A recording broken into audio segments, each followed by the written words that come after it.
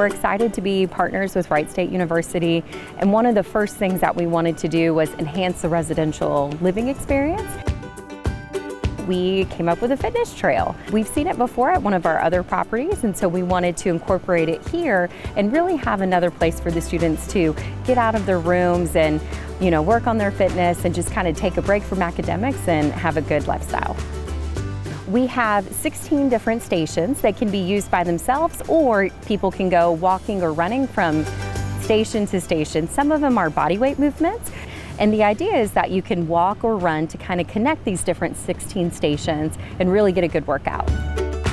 We've been doing some work in honors.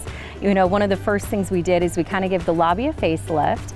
We have created a dance and yoga studio.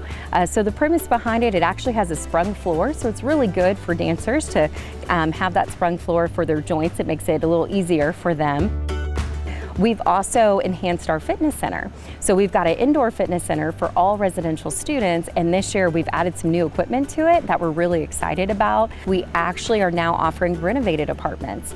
So we're giving apartments a huge facelift, and students now have that option. If they want the upgraded kitchens and living room, they can have that.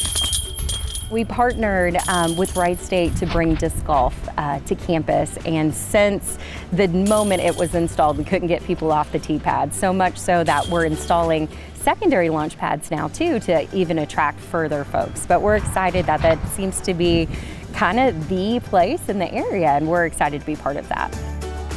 Mental health is something that's been really important for our students, and we wanted to create an avenue for them to have a good, healthy release.